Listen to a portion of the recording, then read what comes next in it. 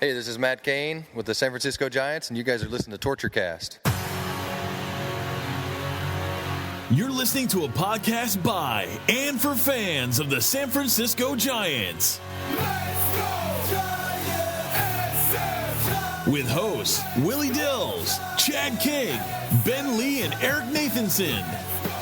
Dedicated to the greatest team in Major League Baseball, the San Francisco Giants. This is Torture Cast. Standing on time, not gonna stop. We came to play, ain't slowing down. Falling on, we're here to stay, and we're stomping on whatever's in our way. I'm feeling like a Giant tonight. It's Thursday, May 5th, 2016, Cinco de Mayo, and this is episode 103 of the Torture Cast, the podcast by and for fans of the San Francisco Giants. Guess what? I'm flying solo today. This is Chad, and, well, everyone else couldn't make it. Couldn't make it Monday, couldn't make it last night, Wednesday, and we were trying to record today, me and Eric, and he had a family emergency, so, shit happens. No one else to say. We love doing this podcast, but obviously a lot of us have families, and so sometimes things hit the fan. But I'm here to give you a very short podcast, not our normal 1 hour variety, hopefully less than 20, 30 minutes. But let's get right into it. So despite everything, the Giants are still in first place by half game over the Los Angeles Dodgers and sit at one game over 500 at 15-14. Now, why the hell are they in first place with that kind of a record? Well, pretty much the whole NL West sucks. The whole division is actually only 65-76, but the Central is 71-66, 5 games over 500, and the East is even a little bit better at 73-61. So let's just be thankful that they're not in the same division as the Cubs, where the Giants would already be 6.5 games back. So let's just throw out the wild card right now unless something drastically changes. Granted, we're only a month into the season, but man, it's going to be really hard if the Giants have to rely on the wild card, I think, because Pittsburgh and St. Louis and New York and all these teams, they're all going to be there if they're not leading the East and the Central anyway. But since we last recorded, the Giants have completed an entire 10-game homestand, and they finished that at 5-5.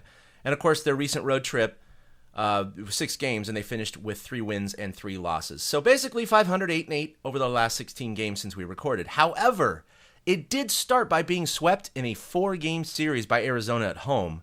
So they have recovered with an 8-4 record since, including a sweep of the Padres and series wins against the Marlins and the Reds. Also, big shout out to the Marlins for sweeping the Dodgers over 4 games. Otherwise, the Giants wouldn't be in first place. So let's all be thankful for that. So I just want to cover a few topics today because we don't have a conversational style. But really, I just want to talk about who's hot and who's not. So as far as who's hot, it's a pretty good list, actually. Hunter Pence was named National League Player of the Week last week. Brandon Bell is actually 7 for his last 17 with a home run and 4 RBIs. Jeff Samardzija had a hell of a game in Cincinnati, going 8 innings, only allowing 1 earned run, striking out 9 and getting the win. Of course, Mad Bum, he also pitched against New York, and he had a shutout ball through 6 innings, and he got the win there. And Buster Posey is 9 for his last 17 with a home run, so I know there's some of you were worried about him. He was in a little bit of a slump a couple of weeks ago, but he's recovered nicely, and he's hitting just fine. But the big topic of the day, and I think around the entire Twitterverse, really, regarding the Giants, is Jake Peavy. He leads the list of who's not. In fact, I'm not covering anyone else, because that's the only guy I want to talk about today. So first of all, his overall numbers are completely atrocious. He has a 9.0 ERA over his 29 innings pitched. He's allowing an astonishing batting average against of 409 and a whip of 1.9, so almost 2 runners per inning. He's allowed 6 home runs, including 4 yesterday in Cincinnati. He has just not been doing well. In fact, I'm going to recap his 6 starts so far this year. He only has 1 quality start out of the 6, and that was a win. So game 1 against the Dodgers, he went 5 innings, allowed 10 hits and 4 earned runs. The second game against Colorado, he pitched 4 innings, allowed 11 hits. That's almost 3 hits an inning, and 6 earned runs. I know it's Colorado, but I think with his history here, it really doesn't matter where he's been pitching. He's been shitty all around. Game 3 against Arizona, 5 innings pitched, 7 hits, 4 earned runs. Game 4 against the Marlins, his only win of the year. That was his only quality start of the year. He went 7 innings, allowed 7 hits. Still not great, but, serviceable. 2 earned runs, and he got the win. Game 5 on this road trip, he pitched against the Mets in New York, and he only went 2 innings, allowing 4 hits, 6 earned runs, and 5 walks. So those walks are just a killer. And he hasn't been walking a whole lot this year, but that particular game he did. And then, of course, this last game he pitched, Game 6 against Cincinnati. 6 innings pitched, 8 hits, 7 earned runs. Yes, he did strike out 8, and apparently him and Bochy were hanging their hats on that statistic and the fact that he, quote, saved the bullpen. But when you allow 5 runs in an inning, including 3 home runs, I really don't think you can say you're saving the bullpen there. That's more than talking about a silver lining. So this clearly begs the question if he should be replaced by someone else. Now, who do we have? Well, we have Chris Heston, who's down in AAA right now, and he didn't start the year so well, and he was sent down, but he clearly has proven himself as an adequate, if not slightly above average major league starter, so he's one option. And in fact, his rotation timing, he basically pitches on the days that Peavy pitches, so he kind of would be right in line to come up and take a spot. I think a lot of you, though, are interested in a potential reunion, a reunion of Tim Lincecum. Now, he has been rehabbing his body and his elbow and his hip and everything like that. He had hip surgery in the offseason down in Arizona. The Giants have been gracious enough to allow him to use their facilities, but he's finally ready to have his showcase. The showcase they've been talking about for months and months and months that kept getting pushed back. It is tomorrow, Friday, in Arizona, and apparently there's 15 to 20 teams that actually might show up to scout him out. Now, the Giants definitely have increased and renewed interest in him. In fact, Bochy, before PV starts, said, yeah, our interest has definitely peaked a little bit. So is that an option, guys? I don't know. I mean, clearly PV at a 9.0 ERA, I don't think he's going to sustain that for the rest of the year. He's going to be better at some point. There's no way he just falls off the map and goes from a +4 ERA to a 6 or 7 or an 8. At least I don't think that's going to happen. But the Giants have to do something now, especially with Matt Cain's struggles as well. You got 40% of the starting rotation with an ERA of 7 or above. In fact, I think those two together are around an 8. That's just almost a guaranteed loss every time coming around the pike there. You can't lose 40% or close to 40% of your games. And not only that, but psychologically, I think, I never played Major League Baseball, but I played amateur ball all the way up until a couple of years ago. There's something psychological about putting a guy out on the mound that you don't have any confidence in. It affects your defense. It affects your offense. You just kind of, do the Brandon Belt Gumby shoulders basically while you're out on the field. You're not really confident about winning the game. Now, these are pros, and of course, they've been through it all, so maybe it doesn't affect them to the same amount, and maybe it affects some people more than others, but regardless, they can't go out there feeling greatly confident about it. I know that Bochy and Bobby Evans and others have said, we have supreme confidence in Jake Peavy. I know Bochy managed him during a Cy Young year in San Diego, and he's had a very good career. But he's older, he's clearly not proven himself, and he was one of the main guys that we, and especially I was concerned about heading into this year. And it's definitely bearing its ugly head right now. So would a Tim Lincecum be a good option? I don't think it could be worse than what they're going through right now. I mean, look at their roster. They got the Mazzaro kid up. I mean, who the hell ever heard of him? And now if he's on the Giants roster, I do think that Tim Lincecum can be better than that guy, even if it's only in long relief. I think a lot remains to be seen. We'll see what happens in the showcase tomorrow. And I think it also matters if he has a really good showcase, or even if he doesn't, if the Giants are interested. But what if another team is interested? Tim Lincecum has expressed his interest in coming back to San Francisco. He loves it here. He knows the people. He knows the fans. He knows the organization. He knows he'll be treated well, unlike, let's say, a Pablo Sandoval, who was treated almost like a demigod here.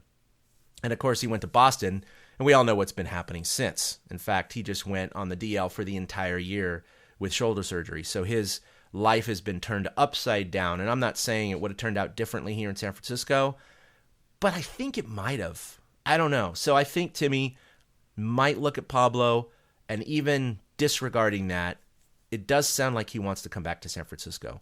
The Giants aren't going to give him, 18, 19 million like they did. He's already earned his, quote, bonus, if you will, for doing so well earlier in his career with the Cy Youngs and the World Series and all the great pitching performances he's had in the postseason. However, I do think that, if he is throwing 91, 92, which are the initial reports from Arizona, I do think he's a serviceable option. And with the roster they have right now, and guys are coming up and down, and the Okerts and the Osich, well, actually, Osich is still on the roster, Mazzaro, Heston, it's been kind of a revolving door in the bullpen. And I think they need to shore up their starting rotation. And I don't think there's really a better option right now, at least that might be easier, than Heston and or Lincecum. We'll see what happens. I haven't looked at Heston's recent performances in AAA, and obviously he started this year pretty poorly, but it's only 5 innings pitched, so I'm going to disregard a couple of bad outings as of right now, especially in lieu of Jake Peavy, who has a 9.0 ERA in 29 innings, 29 earned runs in 29 innings. Okay, that's not getting it done, and that's not a very small sample size for being that poor. So, anyway, I'd like to hear from you guys. Like I said, this is going to be a short podcast. I'm going to wrap it up here in a second, but in lieu of not having the other guys on, I just wanted to put something out there, and I'd like to hear from you guys. So tweet us at TortureCast. You can also mail us at mail@torturecast.com, or me directly, chad@torturecast.com. You can also tweet me at ChadK21.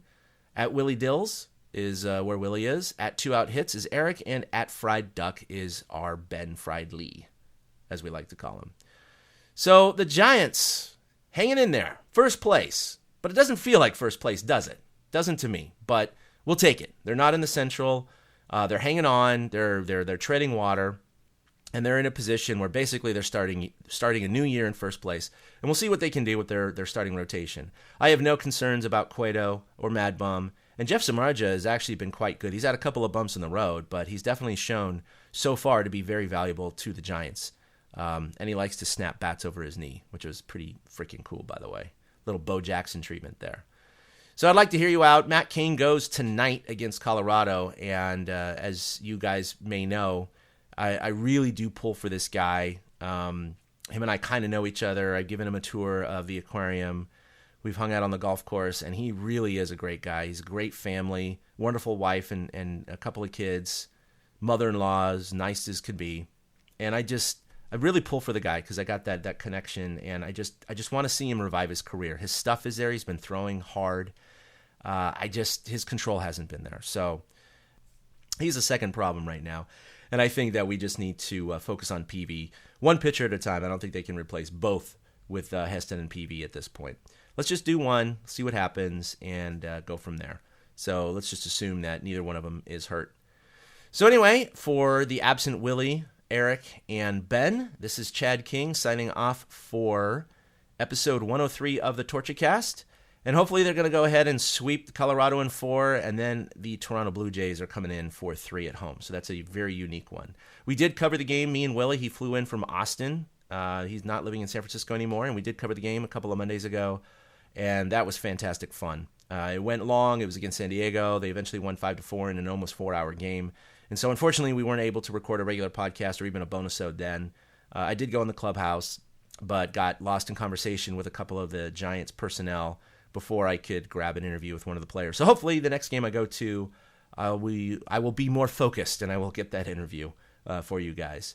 So we're definitely hoping to record this Monday. It's been way too long, and thanks for your patience, everyone. Understand that it's been scheduling and some family issues, but we really want to be there for you. Also, we're going to have a Patreon coming up soon, so look for that. And it's not to make money or anything like that. It's just to maybe offset some costs from our production in terms of servers and equipment and things of that nature. So look forward to that, and we'll try to bring you some more video and more content depending on how the Patreon goes.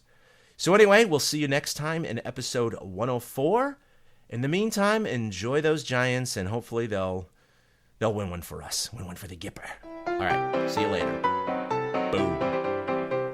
A big thank you to everybody for listening to the TortureCast, the podcast by and for fans of the San Francisco Giants. Follow us on Twitter at TortureCast. You can also like us on Facebook or check out our blog at torturecast.com. I also want to say thank you to Ashcon and Bailey for letting us use their song Feeling Like a Giant for our intro. For Ben Lee and Chad King, my name is Willie Dills saying, we'll see you next time.